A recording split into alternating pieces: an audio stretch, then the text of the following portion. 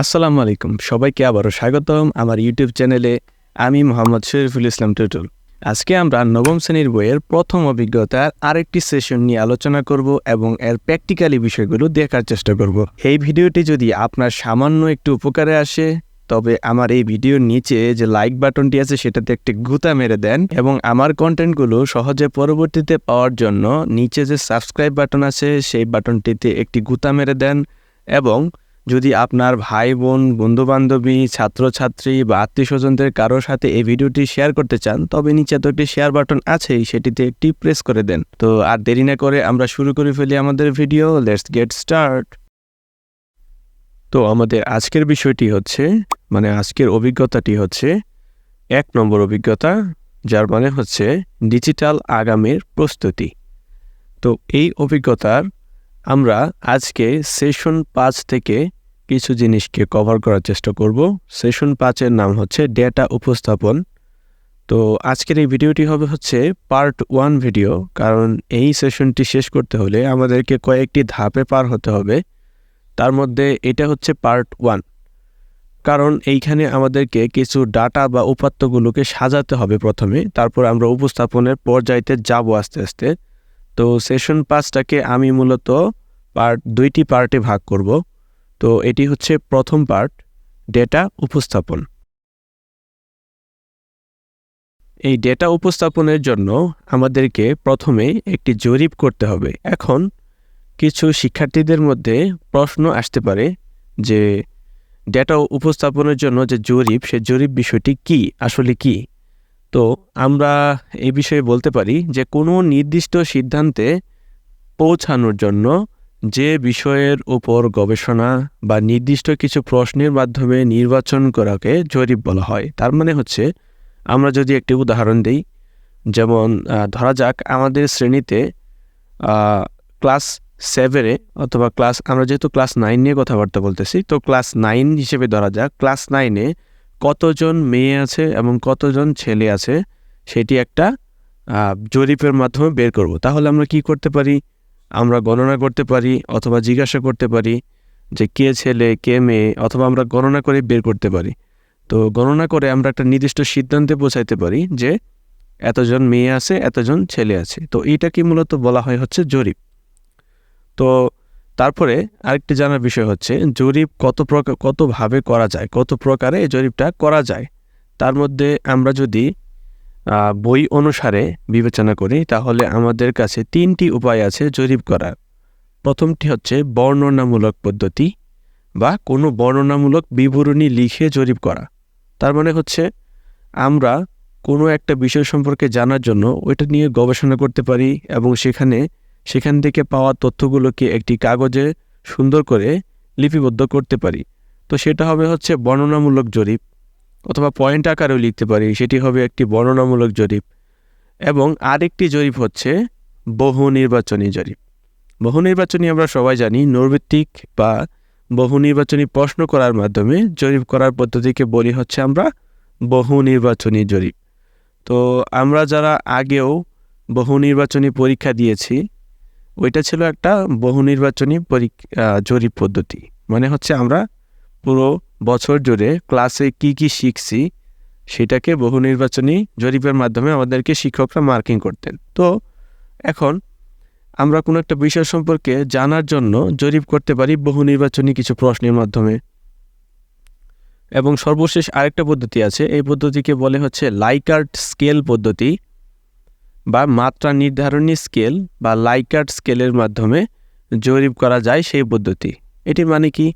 এটার মানে হচ্ছে আমরা যদি কোনো বিশেষ ওয়েবসাইটে মাঝে মধ্যে প্রবেশ করি, সেখানে আমাদেরকে কিছু ইমোজি দেয়। প্রথমটা থাকে হয়তো স্যাড, তারপরে একটু নর্মাল থাকে, তারপরে একটু হ্যাপি থাকে, আর একটা বেশি হ্যাপি থাকে, এরকম কিছু স্মাইলি ফেস থাকে, এরকম থাকে। তো আমরা কি কোনো একটা জিনিস কিনে হ্যাপি কিনা বা এটা নিয়ে কোনো সমস্যা আছে কিনা, ওইটা আমরা এরকম ইমোজি বা এই ছবিগুলো দিয়ে প্রকাশ করতে পারি। তো সেটাও হতে পারে একটা জরিপের মাধ্যম, যে আমরা কোনো একটা বিষয়কে পছন্দ করি কিনা সেটাও আমরা এই জরিপ করতে পারি লাইকার্ট স্কেলের মাধ্যমে। তো আমরা যদি একটু সামনের দিকে যাই এখন, তো আমরা এখন হচ্ছে জরিপ যেটা করব, আমাদেরকে প্রথমে একটি জরিপ করতে হবে। ক্লাসের স্টুডেন্টরা জরিপ করবেন, তো জরিপ যে বিষয়টি নিয়ে আমরা করব, মানে যে মাধ্যমে আমরা করব, সেই মাধ্যমটাকে আমরা আপাতত বাছাই করে নিয়েছি বহু নির্বাচনী মাধ্যমে।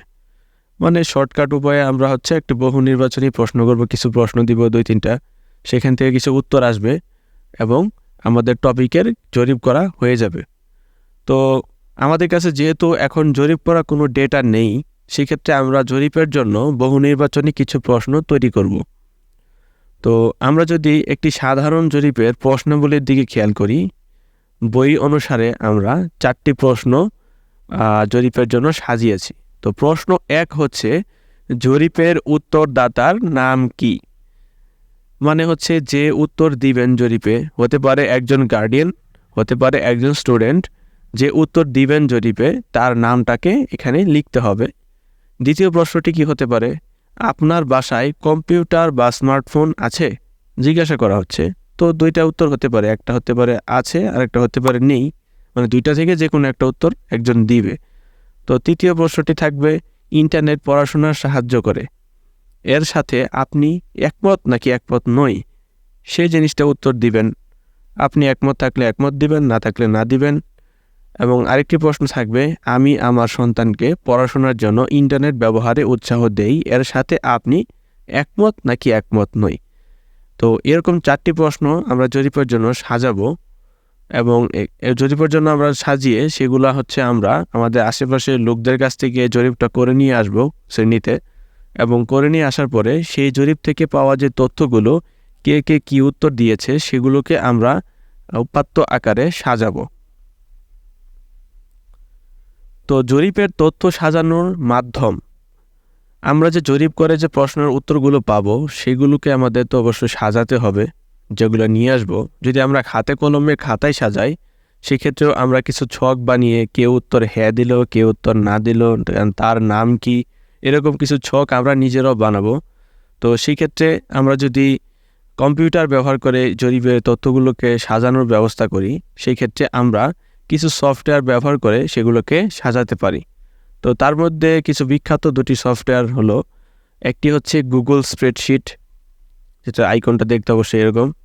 তো গুগল স্প্রেডশিট কি? গুগল স্প্রেডশিট একটি ফ্রি সফটওয়্যার, যার মাধ্যমে স্প্রেডশিটের সকল কাজ ইন্টারনেটের মাধ্যমেই ফ্রিতেই করা যায়। তো আমরা পূর্ববর্তী শ্রেণীতে, তার মানে 7ম শ্রেণীতে এবং 8ম শ্রেণীতে আমরা কিভাবে স্প্রেডশিটের তথ্যগুলো সাজাতে হয় বা স্প্রেডশিটে কোথায় কি আছে সেগুলো সম্পর্কে খুব ভালোভাবে জেনে এসেছি। তো এই ক্ষেত্রে শুধু আমাদেরকে সেই স্প্রেডশিটটি ব্যবহার করে তথ্য সাজাতে হবে। তো সেই ক্ষেত্রে আমরা এই গুগল স্প্রেডশিটে ব্যবহার করতে পারি। গুগল স্প্রেডশিটে আরও একটি বড় সুবিধা হচ্ছে, এটি ইন্টারনেটের মাধ্যমে ফ্রিতেই কাজ করা যায় এটা দিয়ে। এর কারণ এই স্প্রেডশিটের মধ্যে আমরা যে সকল তথ্যকে প্রবেশ করাবো, সেগুলো আমাদেরকে হাতে কলমে সেভ করার কোনো প্রয়োজন পড়ে না, এগুলো অটোমেটিক্যালি সেভ হয়ে থাকে ইন্টারনেটে। এখন আমি যদি আমার যে বাসায় যে কম্পিউটারটি ব্যবহার করি, সেখানে স্প্রেডশিটে কাজ করে থাকি, সেই কাজটাকে আমাকে পেন ড্রাইভে করে স্কুলে বা বিদ্যালয়ে নিয়ে যাওয়ার কোনো প্রয়োজন নেই। এক্ষেত্রে আমি আমার যে জিমেলটি দিয়ে কাজ করেছি, সেই জিমেলটি জাস্ট লগ ইন করলে অটোমেটিক্যালি এই ফাইলটা আমাদের হাতে চলে আসবে। সেক্ষেত্রে এটার পোর্টেবিলিটি অনেক ভালো এবং অনেক সুবিধাজনক, আর যেহেতু ফ্রি, সবথেকে বড় কথা। এবং আরেকটি সফটওয়্যার সবচেয়ে বেশি পপুলার, সেটার নাম MS এক্সেল। এই MS এক্সেল যে সফটওয়্যারটি আছে, এটা মোটামুটি আমরা সবার কম্পিউটারে মোটামুটি আমরা ইনস্টল করি। তো যদিও এটি একটি প্রিমিয়াম সফটওয়্যার, তো আমরা কোনো না কোনো মাধ্যমে এটাকে ইনস্টল করি, কিনে করি বা অন্য কোনো মাধ্যমে করি। তো এই সফটওয়্যারের একটা সুবিধা যে অনলাইন এবং অফলাইন 2 মাধ্যমেই এই স্প্রেডশিটের সকল কাজ এই সফটওয়্যার করতে পারে। তবে আমাদের গ্রামের প্রত্যন্ত অঞ্চলে মাঝে মধ্যে ইন্টারনেট থাকে না, সেই ক্ষেত্রে আমাদের এই MS এক্সেল যে সফটওয়্যারটি আছে, এই সফটওয়্যারটি অনেক কার্যকরী। ইন্টারনেট ছাড়া আমরা এই কাজটি এই সফটওয়্যারটি করতে পারি। যাদের নেই তারা এই সফটওয়্যারের মাধ্যমে করবেন। আর যাদের ইন্টারনেট সুবিধা আছে, বর্তমানে সবার ফোনেই ডেটা থাকে এবং ডেটাটাকে শেয়ার করেও ল্যাপটপে বা কম্পিউটারে নিয়ে কাজ করা যায়। তো সেই ক্ষেত্রে আমরা আজকে গুগল স্প্রেডশিটের মাধ্যমে এই কাজগুলো দেখার চেষ্টা করব, যে কাজগুলো আমরা সামনে করব। তো আমরা এখন বাছাই করে নিচ্ছি গুগল স্প্রেডশিট, যার মাধ্যমে ফ্রিতে কাজ করা যায়। এটা সবচেয়ে বড় সুবিধা, ফ্রিতে একদম সেম টু সেম এক্সেলে যে কাজগুলো করে MS এক্সেলে, সম্পূর্ণ কাজটাই এই গুগল স্প্রেডশিটের মাধ্যমে করা যায়। তো আমরা গুগল স্প্রেডশিটের মাধ্যমে কিভাবে কাজ করব সেই পদ্ধতিটি চলুন এখন দেখি। তো প্রথমে আমাদেরকে এখন গুগল ক্রোম ব্রাউজারটি ওপেন করতে হবে। তো আমরা গুগল ক্রোম ব্রাউজারটি ওপেন করে নিচ্ছি এবং আমাদেরকে google.com-এ আসতে হবে। তো ক্রোম ব্রাউজারে ঢুকলেই প্রথমত আমাদের google.com-টি সামনে চলেই আসে, আর যদি না আসে আমরা এই অ্যাড্রেস বারে এসে google.com লিখে এন্টার করলেও আমাদের গুগলের যে ওয়েবসাইটটি সেটি চলে আসবে। তো এখান থেকে আমাদের কি করতে হবে, উপরে ডান দিকে কোণাতে 9 ডট আইকনটিতে ক্লিক করতে হবে। ক্লিক করার পর আমাদের সামনে অনেকগুলো অপশন চলে আসবে। তো আমরা এখান থেকে শিটস নামের যে অপশন সেটি খুঁজতে হবে। তো এইদিকে দেখা যাচ্ছে যে সবুজ আইকন শিটস, এই আইকনটিতে জাস্ট আমরা একটা ক্লিক করে দিব। এই তো আমাদের সামনে গুগল স্প্রেডশিটটি ওপেন হয়ে গিয়েছে। এইবার আমাদের যে কাজটি করতে হবে, আমরা নতুন একটি শিট এখানে তৈরি করব।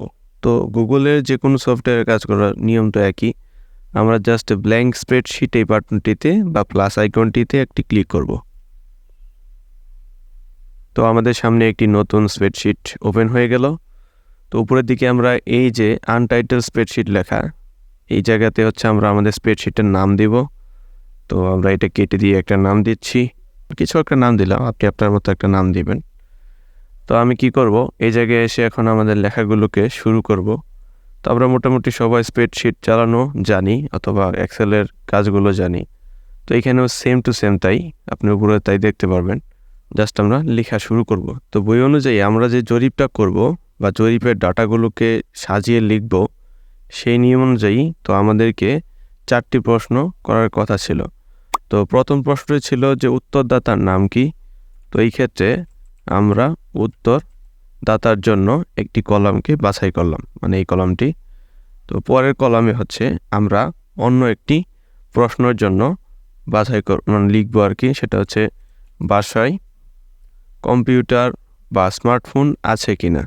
তো পরবর্তী কলামে হচ্ছে আমরা দ্বিতীয় প্রশ্নটি লিখব, ইন্টারনেট পড়াশোনায় সাহায্য করে, সেটার সাথে একমত কিনা। তো চতুর্থ যে প্রশ্নটি ছিল আমাদের, সেটি এখন আমরা লিখব, আমি আমার সন্তানকে পড়াশোনার জন্য ইন্টারনেট ব্যবহারে উৎসাহ দেই, এই ক্ষেত্রে একমত কিনা।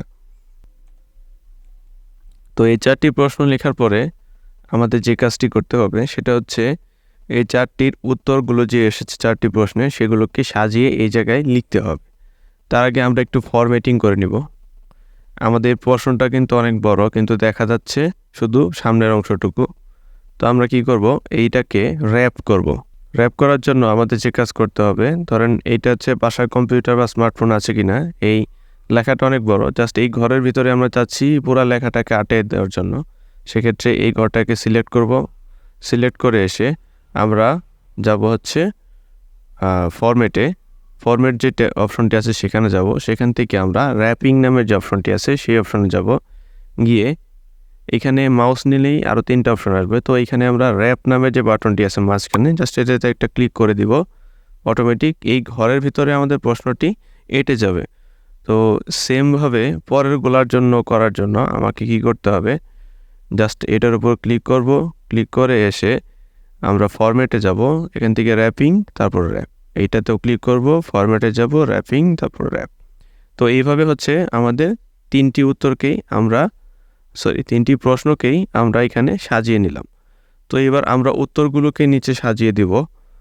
তো আরেকটা কাজ করা যায়, এটাকে আরেকটু ডিজাইন করা যায়। তো এই 3টাকে একবারে সিলেক্ট করে আমরা চাইলে এটা অ্যালাইনমেন্টটাকে মাঝ বরাবর নিয়ে আসতে পারি। তো এই যে অপশনটি আছে, এই যে নিচের দিকে আরও দেওয়া ভার্টিক্যাল অ্যালাইন, এইখানে জাস্ট ক্লিক করে আমরা যে মিডিয়াল আছে মিডিয়ালটাতে যদি ক্লিক করি, এই লেখাগুলো একদম মাঝ বরাবর চলে আসবে, দেখতে সুন্দর লাগবে। আমরা চাইলে এগুলোকে আর একটু সেন্টারও করে দিতে পারি। তো এখানে এসে যদি আমরা হরাইজন্টাল অ্যালাইনে আসার পরে সেন্টারে চাপ দিলেও এটা সেন্টারে চলে আসবে। এই কাজগুলো আমরা আগেই পারি, তারপরেও করে নিচ্ছি। এরপরে হচ্ছে আমরা একটি একটি করে উত্তরদাতার নাম লিখব। যেহেতু আমরা আপাতত জানি না উত্তরদাতার নামগুলো কি, আমরা আমাদের আন্দাজের উপর লিখব, সেক্ষেত্রে আমরা উত্তরদাতাগুলোকে ক, খ, গ, ঘ এভাবে ধরে নিচ্ছি। তো আমরা 10 জন উত্তরদাতা ডেমো হিসেবে ধরে নিচ্ছি এবং দ্বিতীয় প্রশ্নের উত্তরে 10 জন উত্তরদাতা কী উত্তর দিয়েছে সেগুলোকে আমরা এখানে লেখার চেষ্টা করব। তো দ্বিতীয় প্রশ্নের উত্তরে কেউ হ্যাঁ লিখতে পারে, কেউ নাও লিখতে পারে, তো আমরা সেগুলো লিখব। একইভাবে ইন্টারনেট পড়াশোনায় সাহায্য করে কিনা, একমত নাকি একমত নয়, এই প্রশ্নগুলোর উত্তরগুলো আমরা এই জায়গায় লিখে ফেলব। সেমভাবে হচ্ছে আমরা পরের ঘরগুলোর জন্য উত্তরগুলোকে লিখে ফেলব। তো লিখে শেষ হয়ে গেলে আমরা এবার এই ঘরগুলোর একটি বর্ডার দিয়ে দিব যাতে দেখতে আলাদা মনে হয়। জাস্ট এই ঘরগুলোকে একসাথে সিলেক্ট করব।